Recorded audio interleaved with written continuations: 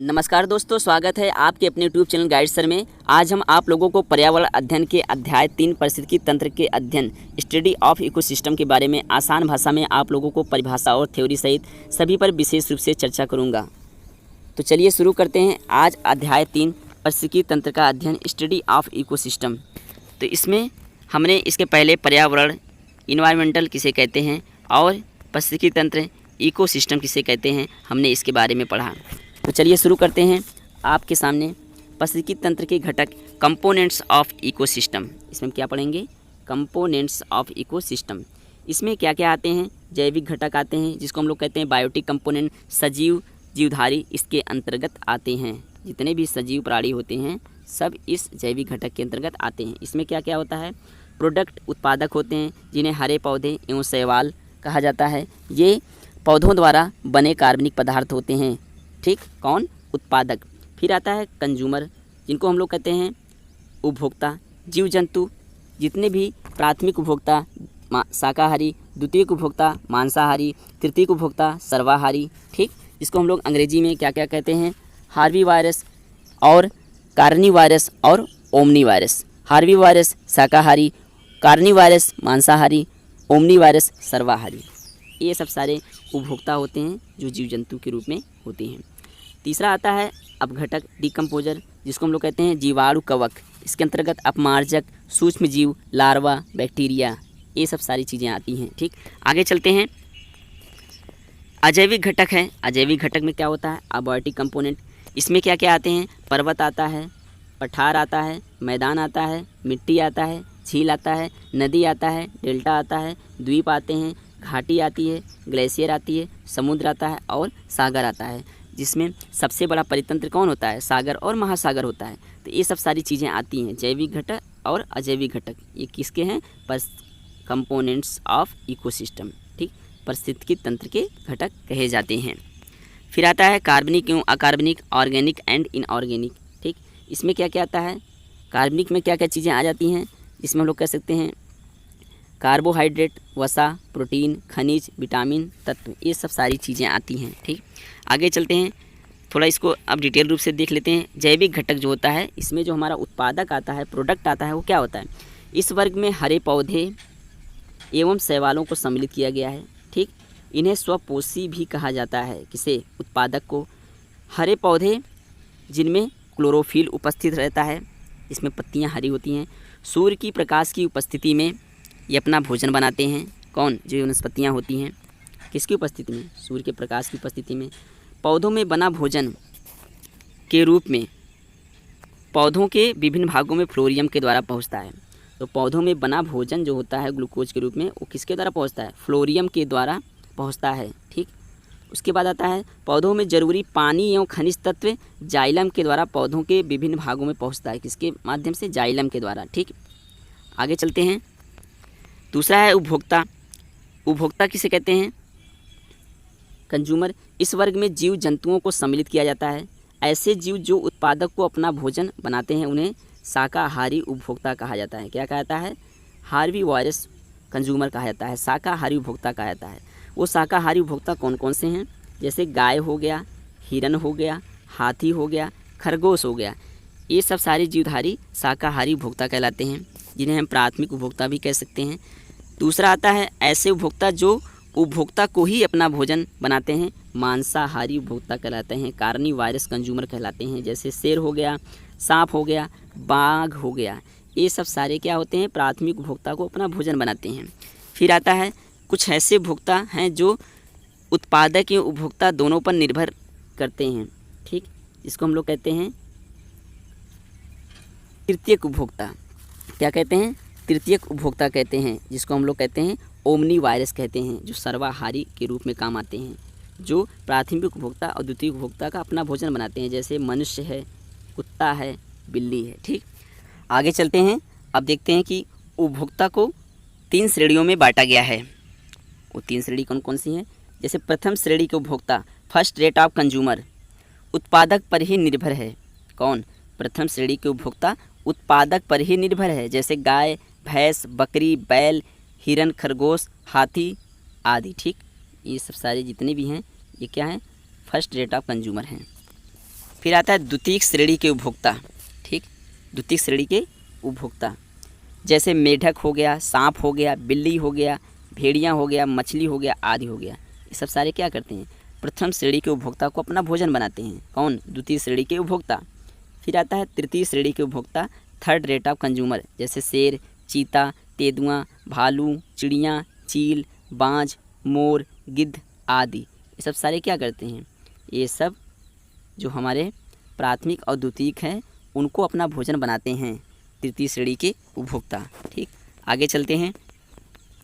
इनका जो पिरामिड होता है वो उच्च से निम्न होता है। जैसे उत्पादक अगर ज़्यादा है तो प्राथमिक हो, द्वितीयक हो, तृतीयक हो या सर्वोच्च है, वो इस इकोलॉजिकल सिस्टम या इकोसिस्टम में बने रहेंगे। अगर उत्पादक की संख्या ज़्यादा है तो हमारे प्राथमिक हो गए, द्वितीयक हो गए, तृतीयक हो गए और सर्वोच्च हो गए। ये पूर्ण रूप से इस इकोसिस्टम में बने रहेंगे। जैसे हम श्रृंखला के माध्यम से देख सकते हैं, घास या हरे पौधे जितने भी होते हैं वो एक प्रोडक्ट के रूप में होते हैं, उत्पादक के रूप में होते हैं। टिड्डा जो होता है वो प्राथमिक उपभोक्ता होता है, गौरैया जो होता है वो द्वितीयक उपभोक्ता होता है, सांप जो होता है वो तृतीयक उपभोक्ता होता है और मोर या बाज जो होते हैं वो सर्वोच्च उपभोक्ता के रूप में काम करते हैं। और ये क्या है, एक दूसरे के ऊपर डिपेंडेंट है। जैसे घास या हरे पौधों को का सेवन टिड्डा करता है, अपना भोजन बनाता है। टिड्डी को अपना भोजन गौरैया बनाती है, गौरैया को भोजन सांप बनाता है और सांप को भोजन बाज या मोर बनाते हैं। इस प्रकार से जो इनका एक चेन बना हुआ है, इस प्रकार से इस इकोसिस्टम में ये एक दूसरे के ऊपर जो डिपेंडेंट हैं, उत्पादक हैं, प्राथमिक उपभोक्ता हैं, द्वितीयक उपभोक्ता हैं, तृतीयक उपभोक्ता हैं और सर्वोच्च प्राणी जो हैं, ये इकोसिस्टम में बने हैं। यही हमारा इकोलॉजिकल सिस्टम है।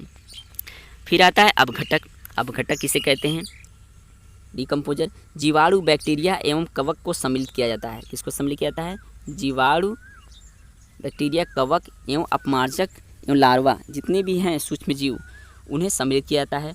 अपघटक के द्वारा पृथ्वी पर पाए जाने वाले जीवों एवं वनस्पतियों को नष्ट कर उन्हें पुनः प्रकृति में मिला देते हैं। कौन, अपघटक। ठीक, आगे चलते हैं। पारिस्थितिकी तंत्र या परितंत्र, जैसा कि हमने इसके बारे में हमने अध्याय 2 में हमने इसके बारे में पढ़ लिया है। आइए यहाँ पे फिर जान लेते हैं। जैविक समुदाय जिसको हम कहते हैं सजीव चीज़ें और उसके आसपास के अजैविक घटक निर्जीव चीज़ें। ठीक, इनका आपसी संबंध है, इन्हीं को क्या कहा जाता है, परितंत्र, इकोसिस्टम कहा जाता है। सर्वप्रथम पारिस्थितिकी तंत्र स्तूप की परिकल्पना प्रस्तुत की थी किसने, ए.जी. टॉन्सले जी ने सन 1935 में इसकी विस्तृत रूप से इन पर अध्ययन किया था। मानव अपने वातावरण से जुड़ा हुआ है। हमारा ये जो मानव है यहाँ पे क्या है, ये वातावरण से जुड़ा हुआ है। इसमें क्या क्या है, जैसे हम लोग कहेंगे जीव की बात आएगी अगर, तो हम लोग क्या कहेंगे, घास जैसे हो गया, घासी परितंत्र हो गया। समुद्र क्या है, एक वातावरण की अगर बात आती है तो इसमें क्या है कि जैसे समुद्र है ये जलीय परितंत्र है। इन दोनों का आपसी संबंध है इस वातावरण में। ठीक, जैसे घास स्थल, मरुस्थल, सागर या महासागर। सबसे विशाल परितंत्र पता ही है हमें कि हमारा आइसलैंड होता है, सागर या महासागर होता है। परितंत्र एक खुला परितंत्र है। कैसा परितंत्र है, एक खुला परितंत्र है। यह प्रकृति नेचर का कार्यात्मक इकाई है। कैसा इकाई है, कार्यात्मक इकाई है। परितंत्र के घटक क्या क्या होते हैं, कंपोनेंट ऑफ इकोसिस्टम्स क्या क्या होते हैं। इसमें जैविक सजीव चीज़ें आती हैं, अजैविक निर्जीव चीज़ें आती हैं। जैविक सजीव में क्या है, उत्पादक आते हैं जो स्वपोषी होते हैं, हरे पौधे। उपभोक्ता में प्राणी जीव आते हैं जिसमें प्राथमिक उपभोक्ता जो सीधे डायरेक्ट पौधों को खाते हैं, उन्हें प्राथमिक उपभोक्ता कहा जाता है। फिर आता है हमारे जैसे हिरन, गाय, खरगोश। फिर आता है द्वितीयक उपभोक्ता जो शाकाहारी जीवों को खाते हैं। ठीक, जो शाकाहारी जीवों को खाते हैं, जैसा कि हम लोग जान चुके हैं कि द्वितीय उपभोक्ता में क्या क्या चीज़ें आती हैं। ठीक, फिर हमारा आता है कार्बनिक और अकार्बनिक, ऑर्गेनिक, इनऑर्गेनिक। किसमें, अजैविक निर्जीव में। कार्बनिक में कार्बोहाइड्रेट, प्रोटीन, वसा और अकार्बनिक में हमारे क्या क्या आते हैं, मृदा, जल, वायु, खनिज, मिनरल, रॉक, चट्टान। ठीक, ये सब सारी चीज़ें आती हैं। फिर हम चलते हैं पारिस्थितिकी कर्मता। यह आवास जहाँ पर कई छोटे छोटे कई मकान हों, क्या हों, छोटे छोटे कई मकान हो। जैसे कोई आवास है, उस आवास में कई छोटे छोटे मकान हो। जैसे एग्जाम्पल के रूप में ले सकते हैं गांव। अगर कोई एक गांव है मान लेते हैं, इस गांव में कई घर हैं, कई घर बने हुए हैं तो उन्हें क्या कहा जाएगा? निकेत कहा जाएगा। क्या कहा जाएगा? निकेत कहा जाएगा। यहाँ कई प्रजातियाँ रहती हैं, यहाँ कई समुदाय रहते हैं। एक आवास में कई प्रजातियाँ और कई समुदाय रहते हैं, तो वही जो कई प्रजातियाँ रहती हैं या कई जो घर बने हुए होते हैं एक गांव में, उन्हें निकेत कहा जाता है। पारिस्थितिकी निकेत को प्रभावित करने वाले कारक कौन कौन से हैं? संख्या चर, निकेत चर, आवास चर। ये सब जितनी भी सारी चीज़ें हैं ये एक दूसरे से क्या है? इंटरकनेक्टेड हैं। कौन कौन? संख्या चर, निकेत चर, आवास चर। ठीक। तुलसी, जैसे हम कह सकते हैं कि तुलसी में बहुत सारी प्रजातियां हैं। जैसे हम कहते हैं कि तुलसी ले लें तो तुलसी बहुत सारी प्रजातियां हैं। जैसे बहुत सी ऐसी हैं जो औषधि के रूप में काम आती हैं, बहुत सी ऐसी हैं जो पूजा करने के काम आती हैं।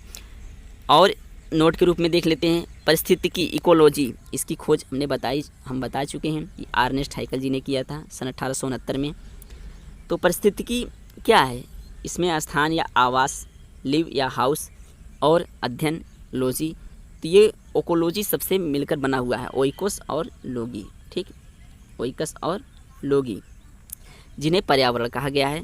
स्थान या आवास के विस्तृत अध्ययन को ही हमारे इस परिस्थिति को क्या कहा गया है? पर्यावरण कहा गया है। पारिस्थितिकी तंत्र के प्रकार, इसके बारे में भी हमने पढ़ चुके हैं।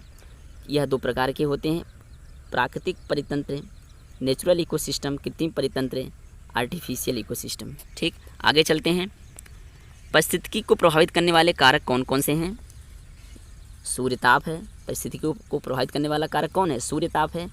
ग्लोब के माध्यम से देखते हैं कि जब भी हम भूमध्य रेखा से ठीक निम्न से उच्च की ओर जब जाते हैं तो हमारा जो इकोलॉजिकल सिस्टम्स होता है वो क्या होता है? उसमें कमी होती है। और जैसे ही हम उच्च से निम्न की ओर आते हैं तो हमारा इकोलॉजिकल सिस्टम में क्या होता है? वृद्धि होती है। ठीक, आगे चलते हैं। पारिस्थितिकी तंत्र या परितंत्र, मुख्य रूप से परितंत्र 2 प्रकार का होता है, जिसमें जलीय परितंत्र और स्थलीय परितंत्र होता है।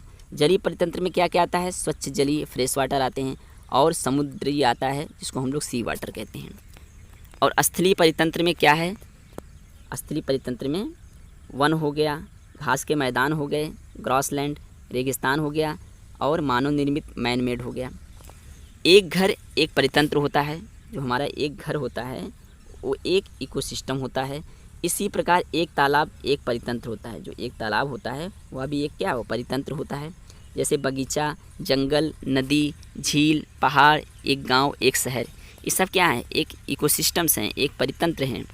आगे चलते हैं। एक शहर या प्रदेश सभी परितंत्रों के ही रूप हैं। जो एक शहर होता है, एक शहर में कई घर होते हैं, और एक प्रदेश में कई राज्य, और उस राज्य में उपस्थित कई घर होते हैं। वो एक प्रकार से क्या है? एक इकोसिस्टम्स हैं। स्थलीय परितंत्र के मुख्य रूप से 4 प्रकार हैं। स्थलीय परितंत्र जो होता है उसके मुख्य रूप से कितने प्रकार हैं? 4 प्रकार हैं। वन है, इसके अंतर्गत सदाबहार, उष्णकटिबंधीय, पर्णपाती। दूसरा है घास स्थल, शीतोष्ण उष्णकटिबंधीय। तीसरा है मरुस्थल, उष्ण शीत टुंड्राज। और चौथा है मनुष्य निर्मित परिस्थितिकी, जो बाग और खेत का निर्माण मनुष्य के द्वारा निर्मित है। यह एक प्रकार से इकोसिस्टम्स हैं। विश्व के 1/6वें भूभाग पर मरुस्थलों का विस्तार है, 1/6 भाग पर। फिर आता है पारिस्थितिकी पिरामिड। ठीक, पारिस्थितिकी पिरामिड, इसके अंतर्गत क्या कहते हैं? प्रथम पोषण स्तर में बायोमास, संचित ऊर्जा एवं जातियों की संख्या अधिकतम होती है। पारिस्थितिकी तंत्र की खाद्य श्रृंखला में प्रथम से उच्च पोषण स्तरों में जातियों की संख्या जैवमास होती है। संख्या बायोमास एवं ऊर्जा की दृष्टि से पिरामिड 3 प्रकार की होती है। ठीक, कितने प्रकार की होती है? 3 प्रकार की होती है बायोमास और ऊर्जा की दृष्टि से। पहला है जातियों की संख्या का पिरामिड, नंबर पिरामिड। बायोमास का पिरामिड, बायोमास पिरामिड। ऊर्जा पिरामिड, एनर्जी पिरामिड। तो इस प्रकार से बायोमास एवं ऊर्जा की दृष्टि से पिरामिड 3 प्रकार की होती है।